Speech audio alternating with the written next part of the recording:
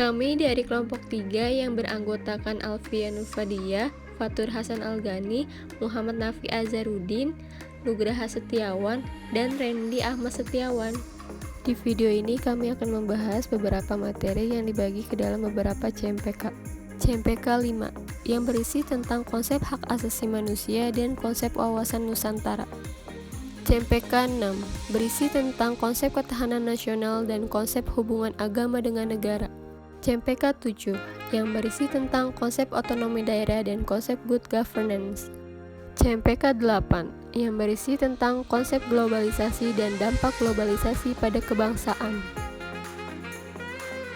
Pengertian HAM. Menurut Kamus Besar Bahasa Indonesia, HAM merupakan hak yang dilindungi secara internasional seperti hak untuk hidup, hak kemerdekaan, dan hak untuk mengeluarkan pendapat. Sifat HAM. HAM bersifat universal, di mana HAM ini berlaku bagi semua orang dengan berbagai ras, suku, etnik, agama, dan kedudukan. Latar belakang HAM. Sejarah HAM dimulai daratan laut Ratu Elizabeth, Inggris. Selanjutnya, HAM menjadi hak dasar manusia yang mudah diakui dan ditegakkan di seluruh negara.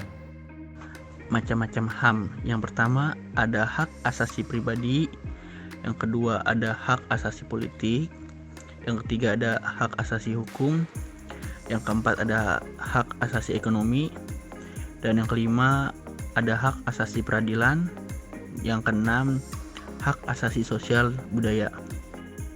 Macam-macam pelanggaran HAM: pembunuhan, perbudakan, pemindahan paksa penduduk, perampasan, pemerkosaan, penganiayaan, dan perbuatan tak manusiawi yang menyebabkan penderitaan fisik dan mental. Pengertian wawasan Nusantara menurut Garis Besar Haluan Negara atau GBHN tahun 1998 yang menyebutkan jika wawasan Nusantara adalah cara pandang dan sikap bangsa Indonesia mengenai diri dan lingkungannya dalam penyelenggaraan kehidupan bermasyarakat, berbangsa, dan bernegara. Hakikat wawasan Nusantara adalah keutuhan Nusantara atau nasional.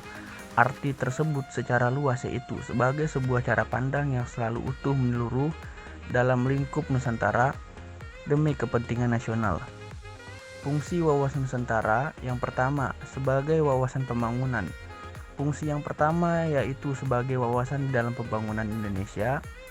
Ada beberapa unsur di dalamnya seperti sosial politik, kesatuan politik, pertahanan, serta keamanan negara, ekonomi, dan sosial ekonomi. Yang kedua, sebagai konsep ketahanan nasional. Fungsi selanjutnya yaitu sebagai konsep ketahanan sosial yang memegang peranan penting di dalam perencanaan pembangunan, kewilayahan, serta pertahanan keamanan nasional. Yang ketiga, sebagai wawasan pertahanan dan keamanan. Lalu wawasan Nusantara juga berfungsi sebagai pertahanan serta keamanan nasional yang mengarah pada pandangan geopolitik negara Indonesia. Pandangan tersebut mencakup tanah air serta segenap wilayah Negara Kesatuan Republik Indonesia. Yang keempat, sebagai wawasan kewilayahan. Selanjutnya fungsi wawasan Nusantara yang terakhir yaitu sebagai wawasan kewilayahan Indonesia, termasuk di dalamnya pemahaman mengenai batas wilayah Indonesia agar dapat terhindar dari potensi sengketa dengan negara lain. Pemahaman konsep Trigatra dan Pancagatra dalam wawasan Nusantara. Konsep Trigatra adalah konsep yang memiliki 3 pemahaman wawasan Nusantara yaitu geografis, demografis, dan strategis. Konsep Pancagatra adalah konsep yang memiliki 5 pemahaman dan sangat perlu untuk dimengerti lebih dalam. Kelima konsep tersebut yaitu ideologi, politik, ekonomi, sosial budaya, pertahanan, dan keamanan. Definisi ketahanan nasional. Ketahanan nasional adalah kondisi dinamis suatu bangsa, berisi ketangguhan yang mengandung kemampuan untuk mengembangkan kekuatan nasional dalam menghadapi dan mengatasi segala tantangan.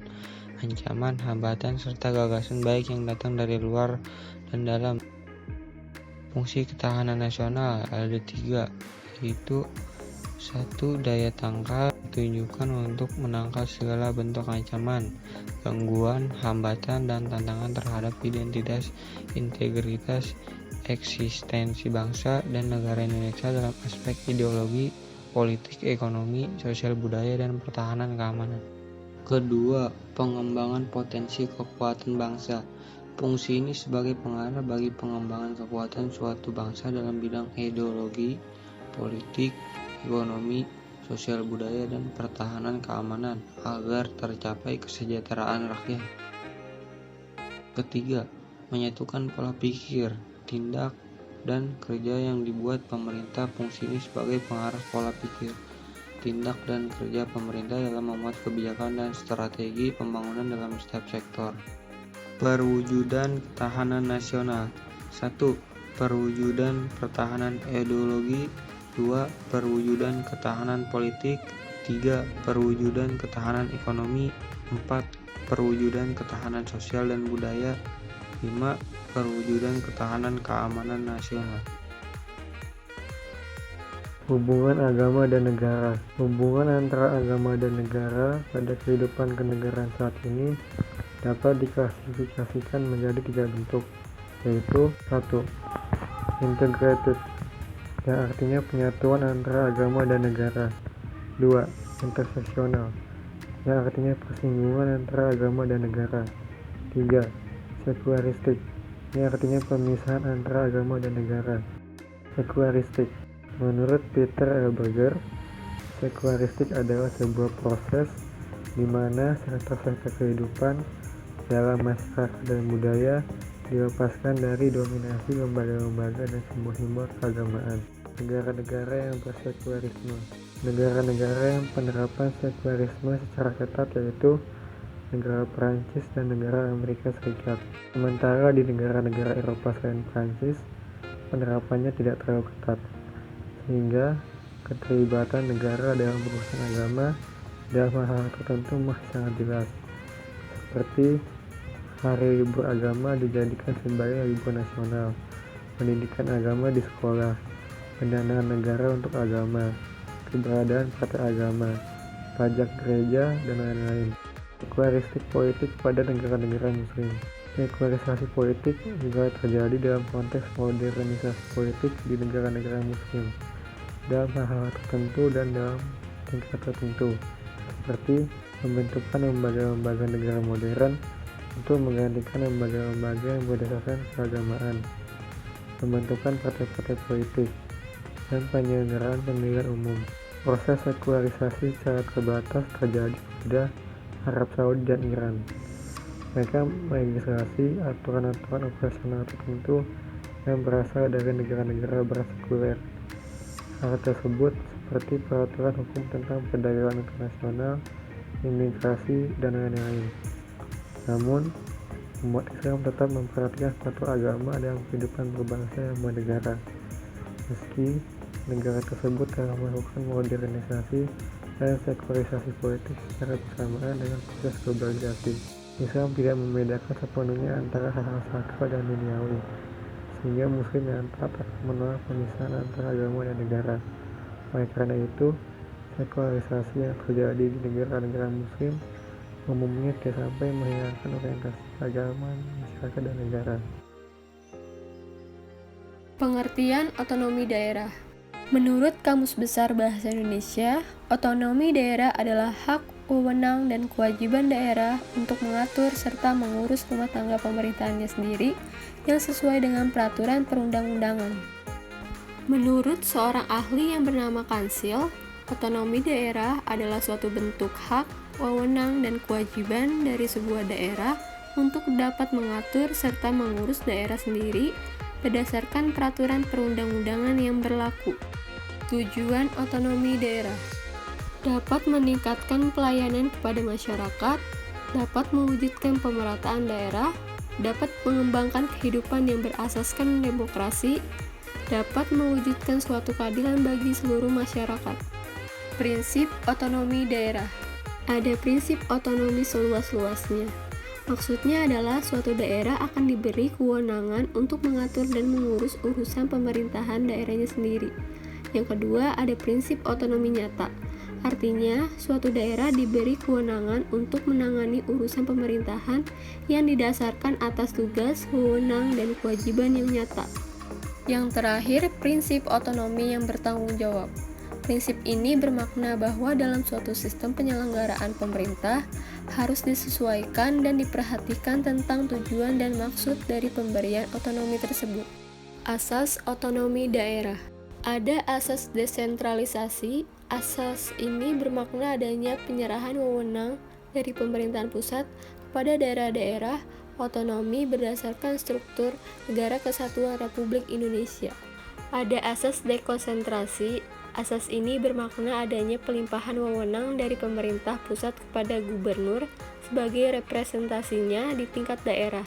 Yang terakhir, asas tugas pembantuan. Asas ini bermakna bahwa sebuah penugasan yang dilakukan oleh pemerintah pusat kepada suatu daerah otonomi, lalu oleh kepala daerah kepada kepala desa dalam rangka melaksanakan tugas tertentu.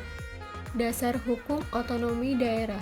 Ada ketetapan MPR Republik Indonesia nomor 4/MPR tahun 2000 tentang rekomendasi kebijakan dalam penyelenggaraan otonomi daerah. Yang kedua, Undang-Undang nomor 32 tahun 2004 tentang pemerintahan daerah. Yang ketiga, Undang-Undang nomor 33 tahun 2004 tentang perimbangan keuangan antara pemerintahan pusat dan pemerintahan daerah. Pengertian good governance. Good governance menurut PP nomor 101 tahun 2000 merupakan suatu pemerintahan yang dapat mengembangkan dan menetapkan prinsip-prinsip good governance yang dapat diterima oleh seluruh masyarakat. Prinsip good governance. Transparansi, yaitu seluruh proses pemerintahan, lembaga, dan informasi dapat diakses oleh pihak yang berkepentingan dan harus memadai agar dapat dimengerti. Peduli pada stakeholder, yaitu berbagai lembaga-lembaga dan seluruh proses pemerintahan harus berusaha melayani semua pihak yang berkepentingan. Berorientasi pada konsensus, yakni sebuah tata pemerintahan yang baik dapat menjembatani kepentingan yang berbeda demi terbangunnya suatu konsensus menyeluruh dan yang terbaik bagi kelompok masyarakat. Kesetaraan ialah semua warna masyarakat mempunyai kesempatan memperbaiki atau mempertahankan kesejahteraan mereka. Efektivitas dan efisiensi, yakni segala proses pemerintahan dan lembaga membuahkan hasil sesuai kebutuhan warga masyarakat. Akuntabilitas merupakan beberapa pengambilan keputusan di pemerintah, sektor swasta, dan organisasi masyarakat. Visi strategis. Seorang pemimpin dan masyarakat memiliki perspektif yang luas dan jauh ke depan atas tata pemerintahan yang baik dan pembangunan manusia.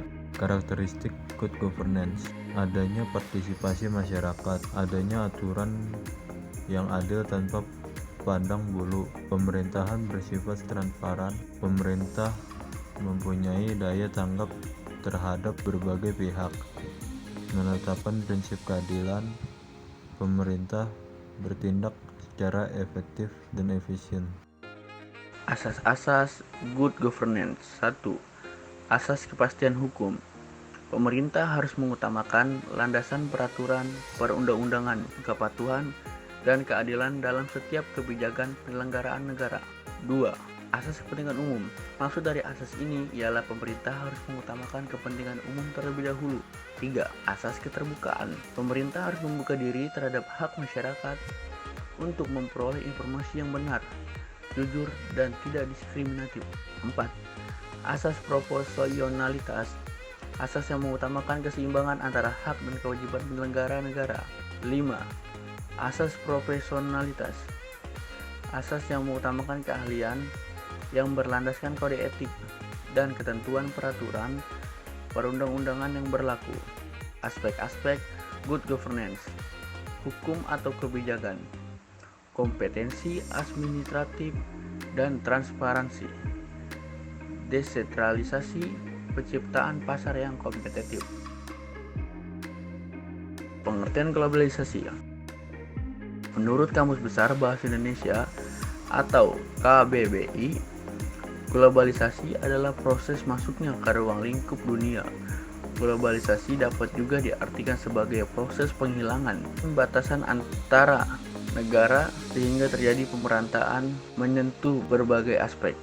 Faktor pendorong globalisasi: 1. Perkembangan ilmu pengetahuan. 2. Perkembangan teknologi. 3. Peningkatan kerjasama antar negara. 4. Keterbukaan antar satu negara dengan negara lainnya. 5. Ekonomi yang terbuka pada suatu negara. Aspek globalisasi yaitu 1. Aspek teknologi. 2. Aspek ekonomi. 3. Aspek budaya. 4. Aspek kependudukan. 5. Aspek politik. Ciri-ciri yang terjadi globalisasi yaitu terjadi kemajuan dan perkembangan teknologi dalam berbagai aspek, terjadi kerjasama ekonomi antar negara di dunia, munculnya berbagai macam masalah bersama yang harus diselesaikan, terjadi interaksi yang mengakibatkan adanya pertukaran budaya atau akulturasi tanpa disadari. Dampak dari globalisasi ada 2, yaitu dampak positif dan dampak negatif. Dampak positif yaitu 1. Adanya partisipasi masyarakat. 2. Adanya aturan hukum yang adil tanpa pandang bulu. 3. Pemerintahan bersifat transparan. Dampak negatifnya yaitu 1. Terkikisnya kearifan lokal. 2. Lunturnya kebiasaan bekerja sama. 3. Makin tingginya individualisme. Dampak globalisasi pada bangsa. 1. Dampak positif dari globalisasi.